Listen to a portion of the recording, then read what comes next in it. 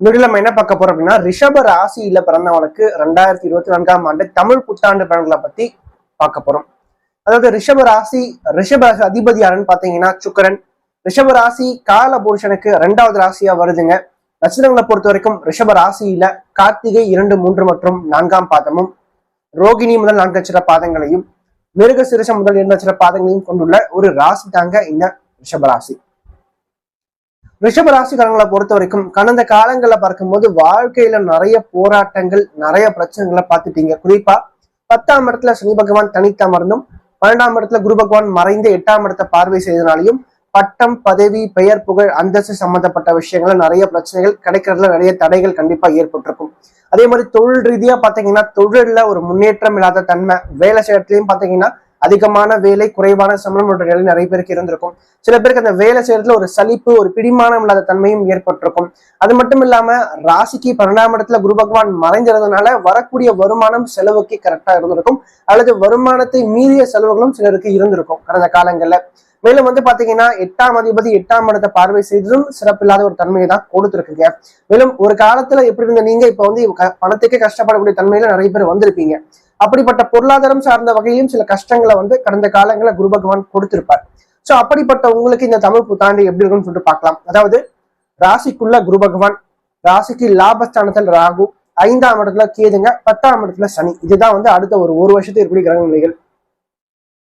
இதுல பாத்தீங்கன்னா குரு பகவான் ராசிக்குள்ள வர்றது ரிஷபத்தை பொறுத்த வரைக்கும் ஒரு மிகப்பெரிய ஒரு வரப்பிரசாதம் அப்படிதான் சொல்லணும். காரணம் என்ன அப்படின்னு பார்க்கும்போது, லாபாதிபதி ராசிக்குள்ள வரார், அட்டமாதிபதி அந்த வீட்டுக்கு 6ல மறைகிறார். ரொம்ப சிறப்பு. என்ன ஒண்ணு, பணம் கையை தேடி வரும்.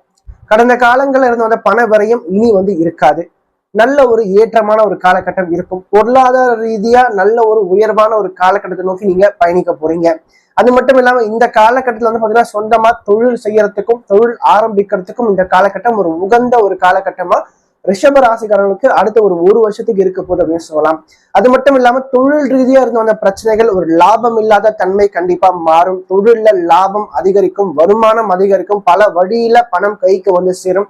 அடுத்த ஒரு வருஷத்துக்கு பெரிதளவுக்கு பண பிரச்சனை அப்படின்றது பெருசா உங்களுக்கு இருக்காது அப்படின்னு சொல்லலாம். அது மட்டும் இல்லாம இந்த காலகட்டத்தை பொறுத்த வரைக்கும் அரசு மற்றும் தனியார் துறையில மாத வருமானத்துக்கு வேலை செய்கின்ற அரசு ஊழியர்களுக்கோ அல்லது தனியார் ஊழியர்களுக்கோ பாத்தீங்கன்னா இந்த காலகட்டங்கள்ல உங்களுக்கு இதனால் வரைக்கும் தடைப்பட்டு கொண்டிருந்த அங்கீகாரம் கண்டிப்பா இப்ப கிடைக்கும். அதே மாதிரி இதனால் வரைக்கும் ஒரு ப்ரொமோஷன் இல்லாம, ஒரு ஊதிய உயர்வு இல்லாம, ஒரு பண உயர்வு கண்டிப்பா கிடைக்காம இருந்தவங்களுக்கு பாத்தீங்கன்னா இந்த காலகட்டத்துல ஒரு ப்ரமோஷன் கிடைக்கும். பணம் கண்டிப்பா அதிகரிக்கக்கூடிய ஒரு காலகட்டமா இந்த காலகட்டம் இருக்கும்.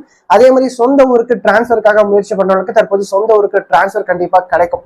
அப்போ வேலை, தொழில், உத்தியோகம் சம்பந்தப்பட்ட ஜீவன விஷயங்கள் ரொம்ப சிறப்பா இருக்கு. அதே மாதிரி வேலை இல்லாம இருக்கக்கூடியவங்களுக்கு பார்த்தீங்கன்னா நல்ல ஒரு உத்தியோகம் கண்டிப்பா கிடைக்கும் இந்த காலகட்டத்தை பொறுத்த வரைக்கும். அது மட்டும் இல்லாம மனதிற்கு திருப்தியை தருகின்ற வகையில அந்த வேலையானது கண்டிப்பா இருக்கும். ஆனா என்ன ஒண்ணு நல்லா கேட்டுக்குங்க, ராசிக்குள்ள குரு பகவான் வர்றது கொஞ்சம் அலைச்சல் அப்படின்ற விஷயத்த வேலை ரீதியா கொடுத்தாலும் நீங்க போடுற எஃபர்ட்டுக்கு ஏற்ற தக்க சன்மானம் கண்டிப்பா கிடைத்தே தரும். அந்த வகையில பார்க்கும்போது உங்க உழைப்பை விட அதிகமான ஒரு படி மேல லாபத்தை நீங்க அடுத்த ஒரு வருஷத்துக்கு குரு பகவான் கண்டிப்பா கொடுப்பார் அப்படின்னு சொல்லலாம். அது மட்டும் இல்லாம லாபஸ்தானத்துல ராகுவும் இருக்காருங்க. அப்ப சொல்லவே தேவையில்லை, வருமானம் கண்டிப்பா பல வழியில கையில சேரப்போகுது அப்படின்னு சொல்லலாம். அப்ப பொருளாதார ரீதியா அடுத்த ஒரு வருஷத்துக்கு உங்களுக்கு ரொம்ப நல்ல ஒரு காலகட்டம் தான் ரிஷபத்தை பொறுத்த வரைக்கும். சரி, அதுக்கு அடுத்து பாத்தீங்கன்னா 5ஆம் இடத்துல கேது இருக்கிறது. திருமணம் ஆகி அந்த குழந்தை பாக்கியம் சம்பந்தப்பட்ட விஷயத்துல சில பிரச்சனைகள் இருக்கிறவங்களுக்கு பாத்தீங்கன்னா இந்த குரு பார்வை அந்த பிரச்சனையை விளக்கும். சரிங்களா? அது மட்டும் இல்லாம உங்களோட எண்ணங்கள் தெளிவாகும், மனக்குழப்பங்கள் விலகும், மனசுல தெளிவான ஒரு சிந்தனை பிறக்கும். அது மட்டும் இல்லாம மனக்குழப்பங்கள் முழுமையா விலகும், மனசே ஒரு மாதிரி லேசா இருக்கிற மாதிரியான ஒரு ஃபீலிங் கண்டிப்பா கிடைக்கும் உங்களுக்கு இந்த காலகட்டத்துல. அது மட்டும் இல்லாம நல்ல சிந்தனைகள், தர்ம சிந்தனைகள் அதிகரிக்கும். நிறைய இறை வழிபாட்டு கவனத்தை செலுத்துவீங்க. நிறைய கோயிலுக்கு போயிட்டு வரன்ற ஒரு எண்ணம் அதிகரிக்கும் இந்த காலகட்டத்துல. குறிப்பா சொல்ல போனா கோயிலுக்கே போகாதவங்க கூட இந்த காலகட்டத்துல கோயிலுக்கு போக ஆரம்பிச்சிருவாங்க. சோ அந்த அளவுக்கு ஆன்மீகத்துக்கு அதிகமா முக்கியத்துவம் தருவீங்க அடுத்த ஒரு வருஷத்துக்கு. அது மட்டும் இல்லாம இந்த காலகட்டத்தை பொறுத்த வரைக்கும் திருமணமாகி அந்த புத்திர பிராப்தம் யாருக்கெல்லாம் கிடைக்காம இருக்கோ, பெண்களுக்கு குறிப்பா பாத்தீங்கன்னா திருமணமாகி குழந்தை பாக்கியம் காலதாமதம் ஆயிட்டு இருக்குன்னா அந்த குழந்தை பாக்கியம் தற்போது உங்களுக்கு கிடைக்குங்க. கொஞ்சம் ட்ரீட்மெண்ட் எடுத்தீங்கன்னா கண்டிப்பா சக்சஸ் ஆயிடும் இந்த காலகட்டத்தை பொறுத்த வரைக்கும். அது மட்டும் இல்லாம ராசிக்கு 7ஆம் இடத்தை குரு பகவான் பார்வை செய்றாரு. 7ஆம் இடம்ன்றது வாழ்க்கை துணையாரை குறிக்கின்ற இடம். சரிங்களா? சோ அந்த இடத்த குரு பகவான் பார்க்கும்போது கண்டிப்பா திருமண வாழ்க்கை நல்லா இருக்கும். குடும்பத்துல இருந்த பிரச்சனைகள், மனஸ்தாபங்கள், குழப்பங்களா சரியாக்கும் இந்த காலகட்டத்துல. ஏன்னா கடந்த காலங்களை பொறுத்த வரைக்கும் அந்த அளவுக்கு நிறைய கடுமையான கஷ்டங்களை பார்த்துட்டீங்க. சனி வந்து தன்னுடைய 10ஆம் பார்வையில் உங்க ராசிக்கு 7ஆம் இடத்தை பார்த்து சில பேருக்கு அந்த குடும்ப வாழ்க்கையிலும் சில பிரச்சனைகளை கொடுத்து வந்திருக்கும். சோ அப்படிப்பட்ட உங்களுக்கு இனி வரும் காலகட்டங்கள் ரொம்ப நல்லா இருக்கும். இல்லறம் கண்டிப்பா நல்லறமா இருக்கும். அது மட்டும் இல்லாம திருமண வயது இருக்கக்கூடிய ரிஷபராசிக்காரர்களுக்கு திருமணத்துக்கான நல்ல ஒரு காலகட்டத்தை நோக்கி நீங்க பயணிக்க போறீங்க. திருமணம் கண்டிப்பா அடுத்த ஒரு வருஷத்துல கண்டிப்பா முடிஞ்சிருங்க. திருமண வயசுல இருக்கீங்கன்னா ரொம்ப நாளா வரன் பார்த்துட்டு இருக்கீங்க, ஆனா தள்ளி போயிட்டே இருக்கு, காலதாமதமாயிட்டு இருக்கு, சரியா அமைஞ்ச முடியல அப்படின்றவங்களுக்கு கண்டிப்பா இப்போ டக்குன்னு அமைஞ்சு முடிஞ்சிடும். சரிங்களா? அடுத்த ஒரு 6 மாசத்துல கண்டிப்பா வந்து டைம் பிக்ஸ் பண்ணி கல்யாணத்தை முடிச்சிருவீங்க. அது மட்டும் இல்லாம இந்த காலகட்டத்தை பொறுத்த வரைக்கும் ஒரு நட்பு வட்டாரங்கள் பெருக ஆரம்பிக்கும். நண்பர்களால் நல்ல ஒரு ஏற்றம் கிடைக்கும். புதிய புதிய அறிமுகங்கள் வாழ்க்கையில தேடி வருங்க. உறவுகள் கண்டிப்பா உங்களுக்கு ஒத்துழைப்பு கொடுப்பாங்க. சமுதாயத்துல நல்ல ஒரு பெயர் புகழ் அந்தஸ்து கண்டிப்பா கிடைக்கும் இந்த காலகட்டத்தை பொறுத்த வரைக்கும். என்ன ஒண்ணு, ராசிக்கு 10ஆம் இடத்துல இருந்து குரு பகவான் 12ஆம் இடத்தையும் 4ஆம் இடத்தையும் பார்வை செய்வார். அப்போ இந்த காலகட்டத்தை பொறுத்த வரைக்கும் வருமானம் ஒரு பக்கம் வரும், நிறைய வந்து வருமானம் கண்டிப்பா வரும். ஆனா ஒரு சில வீண் செலவுகள் நீங்களாவே போய் பண்ணுவீங்க. அந்த வீண் செலவுகளை குறைச்சிக்குங்க. அது மட்டும் இல்லாம இந்த காலகட்டத்தை பொறுத்த வரைக்கும் அப்ராட் போறதுக்கு ரொம்ப சிறப்பான ஒரு காலகட்டமா இந்த காலகட்டம் ரிஷப ராசிக்காரர்களுக்கு இருக்கும். அப்ப யாரெல்லாம் வந்து சொந்த ஊரை விட்டு வெளிநாடு போகணும்னு சொல்லிட்டு முயற்சி பண்றீங்களோ அவங்க எல்லாருக்கும் இந்த காலகட்டம் நல்ல ஒரு ஏற்றத்தை கொடுக்கும். வெளிநாட்டுல நல்ல ஒரு வேலை கிடைச்சு அங்கேயே செட்டில் ஆகிறதுக்கான வாய்ப்புகளையும் இந்த ராகுவும் சரி குருவும் சரி கண்டிப்பா ஏற்படுத்தி கொடுப்பாங்க அப்படின்னு சொல்லலாம். அதுக்கடுத்து 4ஆம் இடத்தை சனி பகவான் பார்வை செய்யறது தாயார் சம்பந்தப்பட்ட வழியில சில பிரச்சனைகளை கொடுக்கும். குறிப்பா உங்க தாயாருக்கு சில உடல் உபாதைகள் ஏற்படுறதுக்கு வாய்ப்பு இருக்கு. அதுல கொஞ்சம் நீங்க அக்கறை எடுத்துக்கணும், கொஞ்சம் அவங்கள டேக் கேர் பண்ணிக்கணும். அது மட்டும் இல்லாம தாய் வழி உறவுகள்கிட்டையும் கொஞ்சம் விட்டு கொடுத்து அனுசரிச்சு போங்க. கண்டிப்பா வாழ்க்கை சிறப்பா இருக்கும். அதுக்கடுத்து வந்து பாத்தீங்கன்னா, அதாவது நிலம் வாங்குற மாதிரி இருக்கீங்க, வீடு மனை வாகனம் வாங்குற மாதிரி இருக்கீங்கன்னா இந்த காலகட்டத்துல பாத்தீங்கன்னா குறிப்பா சனி 4ஆம் இடத்தை பாக்குறதுனால கொஞ்சம் அதற்கான டாக்குமெண்ட்ஸ் எல்லாம் கரெக்டா இருக்கான்னு பார்த்து ஒரு வாட்டிக்கு 2 வாட்டி செக் பண்ணிட்டு அதன் பிறகு வாங்குறது சிறப்பா இருக்குங்க.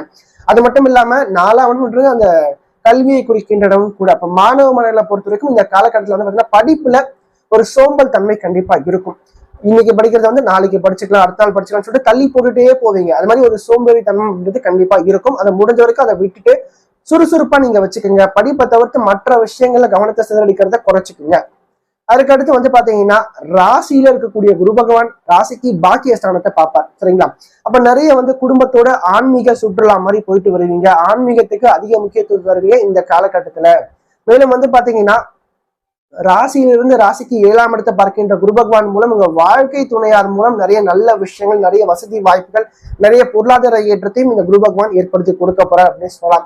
சோ ஓவராலா பார்க்கும்போது இந்த குரு பயிற்சி நடந்து முடிஞ்ச குரு பயிற்சியும் சரி, ராகு கேது பயிற்சியும் சரி, சனியுடைய நிலையும் சரி ரொம்ப நல்லாதான் இருக்குங்க. அடுத்த ஒரு வருஷத்துக்கு பாத்தீங்கன்னா ரிஷபத்தை பொறுத்த வரைக்கும் நல்ல ஒரு ஏற்றகரமான ஒரு காலகட்டத்தை நோக்கி தான் நீங்க பயணிக்க போறீங்க. குறிப்பா திருமணம், குழந்தை பாக்கியம், அது மட்டும் இல்லாம நல்ல ஒரு தொழில், உத்தியோகம், பொருளாதார முன்னேற்றம் எல்லாமே தேடி வரும். குறிப்பா மாணவ மாணவிகளை பொறுத்த வரைக்கும் படிச்சு முடிச்ச உடனே டக்கு நல்ல ஒரு வேலை கிடைச்சு அப்படியே செட்டில் ஆகிறதுக்கான வாய்ப்புகளும் வந்து தற்போது தேடி வரும். சோ ஓவராலா பார்க்கும்போது பொருளாதாரம் நல்லா இருக்கும், குடும்ப வாழ்க்கை நல்லா இருக்கும், இல்லறம் நல்லா இருக்கும், வாழ்க்கை துணையா நல்ல ஒரு ஏற்றம் கிடைக்கும். என்ன ஒண்ணு, தாய் வழி உறவுனால சில பிரச்சனைகள் காத்துட்டு இருக்கு. லேண்ட் வாங்குறீங்க, வீடு கட்டுறீங்கன்னா கொஞ்சம் தள்ளி போறது சிறப்பா இருக்கும்.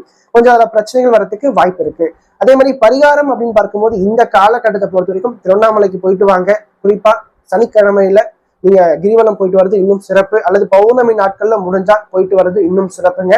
அப்படி போக முடியாதவங்க அருகில் இருக்கக்கூடிய சிவன் கோயிலுக்கு போயிட்டு பிரதோஷ நாட்கள்ல சுவாமிக்கு பூஜையில கலந்துக்கிறது இன்னும் சிறப்பு.